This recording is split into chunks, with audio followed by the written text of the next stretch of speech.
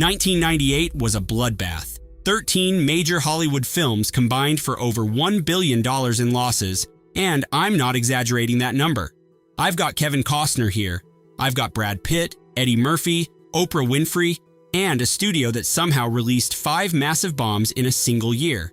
There's a film where thousands of people bought tickets just to watch a 2-minute trailer and then walked out before the movie started. And one disaster so perfectly ironic, it accidentally destroyed a Hollywood tradition that had existed for 30 years. Which one lost the most? Let's find out. Here's a movie with perhaps the greatest irony in cinema history, an Alan Smithee film, Burn, Hollywood. Burn was a satire about a director who wants to remove his name from a terrible movie but can't because Alan Smithee is Hollywood's official pseudonym for directors who disown their work.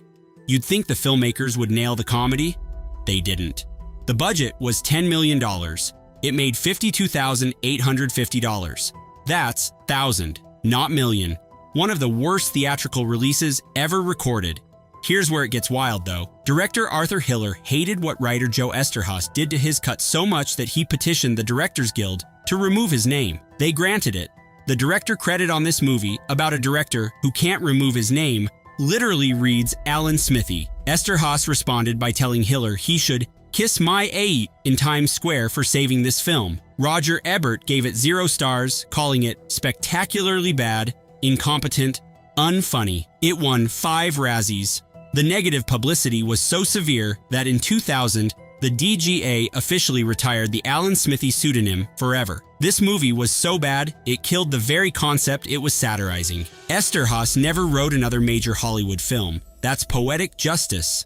MGM wanted a franchise. The original Species made $113 million on a $35 million budget in 1995. So they fast-tracked Species 2 with the same budget expecting similar returns. They got a catastrophe instead. Species 2 cost $35 million. It grossed around $27 million worldwide. MGM wasn't just losing money on this one film. They were staring at a $53.6 million quarterly write-down so severe that majority shareholder Kirk Kerkorian had to inject $500 million in cash to keep the studio operational. The production was a disaster from day one. Legendary artist H.R. Giger, who designed the original creature, was reduced to making other people's designs look Giger-esque. When his creative input was ignored, Giger started sending grotesque drawings to production offices depicting the alien creature tearing a man to shreds. The man in those drawings was clearly meant to represent producer Frank Mancuso Jr. Giger demanded his name be removed from the picture entirely. Director Peter Medak's DVD commentary opens with him saying, "I directed this thing called Species 2, and then proceeds to trash his own film for 90 minutes. Michael Madsen later summarized it perfectly. Species 2 was a crock of shit. The film wasn't screened for critics. It was dead on arrival. Peter Berg was an actor on Chicago Hope when he wrote and directed Very Bad Things, a pitch-black comedy about a bachelor party gone catastrophically wrong. He assembled a genuinely impressive cast. Cameron Diaz was the hottest star in Hollywood after There's Something About Mary. Christian Slater, Jon Favreau, Jeremy Piven, all signed on. Budget was $30 million. It made somewhere between $10 and $21 million depending on which source you trust.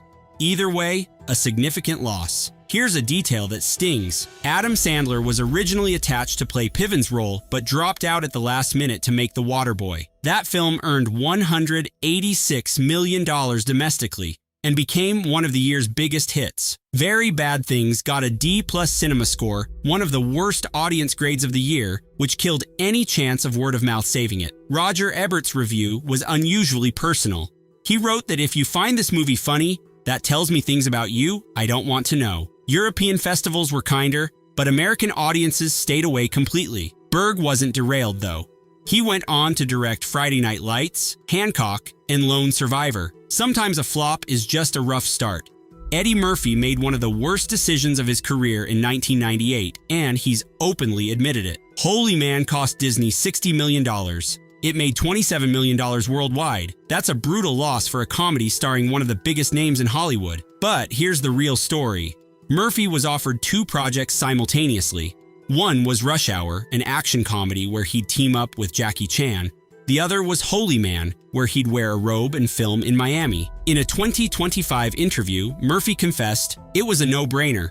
We went to Miami and made a horrendous film, but it was easy." Rush Hour made $244 million worldwide and launched Chris Tucker to superstardom. Holy Man opened at number 5 with $5.1 million and dropped 52% in its second weekend. The script was originally written for John Candy before his passing. Alan Rickman turned down the Jeff Goldblum role. Director Stephen Herrick had been Disney's golden boy after Mighty Ducks and 101 Dalmatians. After Holy Man flopped, he never directed for Disney again. Murphy later reflected that every bad decision he's made was based on money.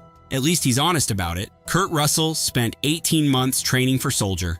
4 hours a day in the gym. Intense physical preparation for a role where he speaks only 104 words across 85% of the film's runtime. At his $15 million salary, that works out to roughly $144,000 per word spoken. Warner Brothers gave director Paul W.S. Anderson $60 million to make this Blade Runner-adjacent sci-fi action film. It made $20 million worldwide, one of the worst returns of the year. Here's a detail that's almost too perfect. During the first week of filming, Russell broke his left ankle. The press was told it happened during a stunt. The truth, revealed years later by Anderson himself. Russell tripped over an ornamental cabbage during a break. 4 days later, he injured his right foot too. The entire production schedule had to be rearranged.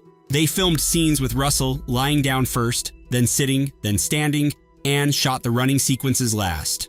El Niño storms destroyed planned outdoor locations, forcing everything onto sound stages. Anderson blamed Warner Brothers' marketing for targeting teenagers instead of adult sci-fi fans.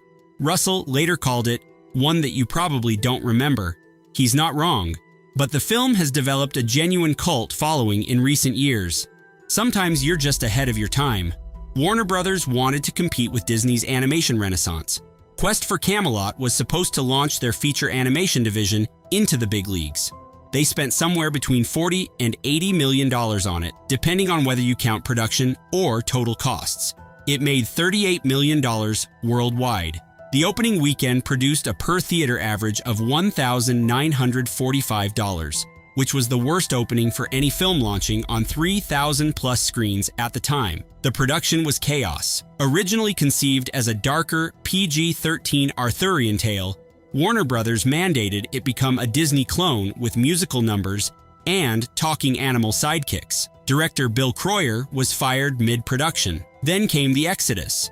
The head of layout was kicked out, the head of background, the executive producer, the producer, multiple directors. Effects supervisor Michel Gagne recalled that people were giving up and that executives had very few concepts about animation at all. The same summer, Disney released Mulan, which grossed $304 million, 8 times what Quest for Camelot made. There's an ironic silver lining, though. The failure was so complete that Warner Brothers gave Brad Bird more creative freedom on his next project. That project was The Iron Giant, now considered one of the greatest animated films ever made. Sometimes disaster creates opportunity. Bruce Willis commanded a $20 million salary for Mercury Rising.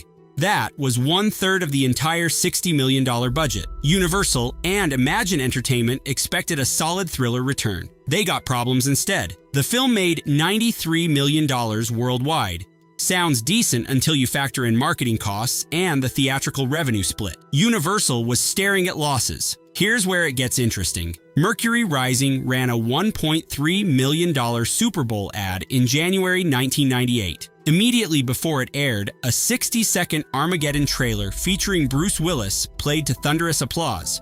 Willis was literally competing against himself, and the bigger, louder version won. The film went through 5 title changes before release, landing on Mercury Rising, a name so generic it could be slapped on any movie regardless of genre. Roger Ebert's review contained what might be his most elegant, logical takedown ever.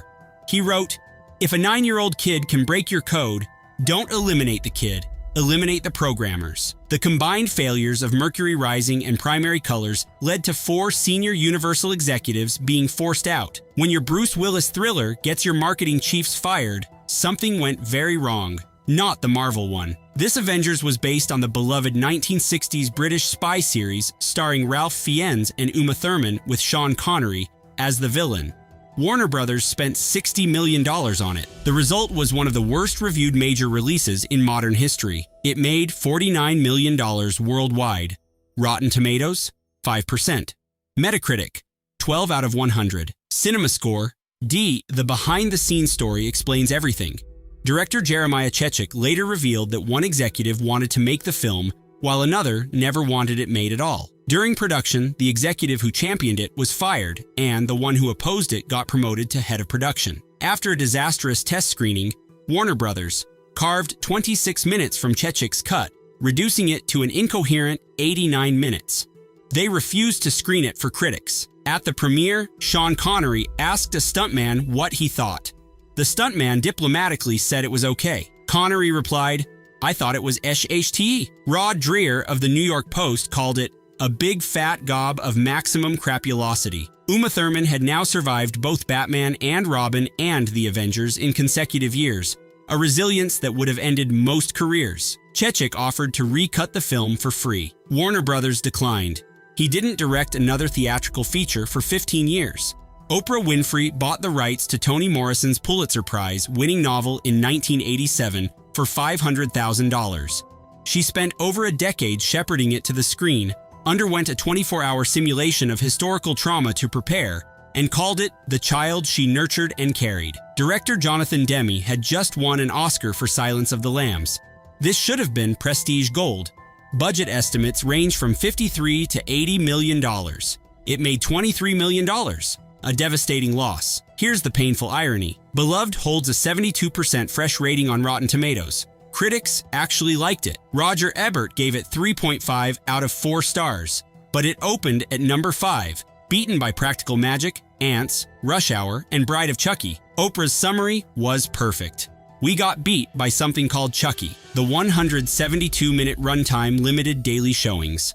Demme later alleged Disney actively sabotaged the film's run, pulling theaters to make room for Adam Sandler's Waterboy. Oprah described the aftermath as the only time in her life she experienced clinical depression, saying she ate about 30 pounds of macaroni and cheese. BET's CEO warned that drawing the wrong lessons from Beloved's failure would be like saying Heaven's Gate meant Westerns don't work. But that's exactly what Hollywood concluded. Oscar-winning director Barry Levinson, Dustin Hoffman, Sharon Stone, Samuel L. Jackson.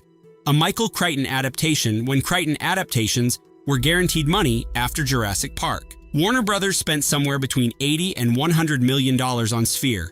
It should have been a slam dunk. It made $73 million worldwide. Rotten Tomatoes, 12%. Here's what went wrong. The film was originally planned as Warner Brothers' Christmas 1997 tentpole, but it tested so poorly they ordered reshoots a month before opening. Both Levinson and Hoffman have stated the film was essentially unfinished when released. Warner Brothers pushed it to February, the dumping ground for film studios have given up on. In a remarkable twist, the delay created an opening for Wag the Dog, a low-budget Levinson and Hoffman collaboration shot in just 28 days. That $15 million film earned Hoffman a Best Actor nomination, and itself a Best Screenplay nomination. The quick project Levinson dashed off while waiting for his expensive film to get fixed outperformed it in every meaningful way. Rita Kempley of the Washington Post called Sphere an unfathomable chowder of recycled science fiction. She wasn't wrong. New Line Cinema had massive plans for Lost in Space. They wanted a Star Trek-style multimedia empire with animated series, live-action spin-offs, and a film trilogy. This was their most expensive production ever at $80 to $90 million. The opening weekend was genuinely impressive. It debuted at number 1 with $20.1 million, becoming the first film to dethrone Titanic from the top spot after 16 consecutive weeks. A new April opening record, then it collapsed. By the third weekend, it had dropped 44%. A 2003 court ruling explicitly confirmed the movie never broke even. The behind-the-scenes details are wild. Little Caesars Pizza signed a $20 million promotional tie-in, then backed out, prompting a $100 million lawsuit from New Line. Gary Oldman played Dr. Smith with such commitment that he stayed in character between takes, reportedly unnerving cast members. The CGI companion creature was universally mocked, described as looking like it escaped from Who Framed Roger Rabbit. Roger Ebert gave it 1.5 stars, writing that if it outgrosses the brilliant Dark City, audiences must have lost their will to be entertained. It did outgross Dark City, substantially. Netflix rebooted the franchise in 2018, completely ignoring this version existed. Here's the most extraordinary marketing disaster in cinema history. In November 1998, Lucasfilm announced the first Star Wars Episode I trailer would debut attached to only 3 films: Meet Joe Black, The Waterboy, and The Siege. This was before trailers debuted online. Thousands of fans bought tickets specifically to see those 2 minutes of footage. Meet Joe Black cost $90 million. It made $143 million worldwide. Sounds profitable until you remember studios keep roughly 50% of domestic and 33% of international. After marketing costs, Universal was drowning. Here's the thing though, those opening numbers were inflated by Star Wars fanatics who paid for tickets, watched the trailer, and walked out before Brad Pitt's 3-hour melodrama even started. Variety reported that at some screenings, 2/3 of the audience left after the trailer played. Director Martin Brest had final cut privilege and refused to trim his film. He delivered it nearly $30 million over budget. Universal chairman Casey Silver was fired 2 weeks after opening. The studio posted a $65 million quarterly loss. Pitt himself called it a low point, admitting he muffed it. Brest directed one more film, Gigsley in 2003, another catastrophic bomb, then essentially vanished from Hollywood. When Ben Affleck won the Best Picture Oscar for Argo, he thanked Brest, saying it was on the set of Gigsley that he learned to direct. Silver linings. Kevin Costner's Ego trilogy reached its catastrophic conclusion with The Postman. After Dances with Wolves won 7 Oscars and Waterworld became the most expensive film ever made, Costner directed himself in a 3-hour post-apocalyptic epic about a drifter who restores hope to America by delivering mail. He passed on the lead role in Air Force One to make this, recommending Harrison Ford in his place. Budget, $80 million. Worldwide gross, $27 million. Estimated loss, $115 million. The biggest bomb of 1998. The warning signs were everywhere. Audiences laughed and hissed at the trailer months before release. 2 separate test screenings went poorly. Costner refused Warner Bros. Appeals to cut the runtime. It opened Christmas Day at number 9 against Titanic, As Good as It Gets, and Jackie Brown. Second weekend drop, 33%. Third weekend, 68%. Gone. The Postman swept all 5 Razzie categories it was nominated for. Screenwriter Brian Helgeland won the Worst Screenplay Razzie on Saturday and the Best Adapted Screenplay Oscar for L.A. Confidential on Sunday, the same weekend, for 2 different scripts. He displayed them side by side.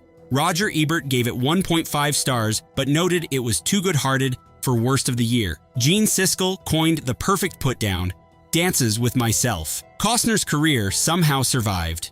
He recovered through Open Range, Yellowstone, and proving he's genuinely unkillable. 1998 proved something Hollywood didn't want to accept.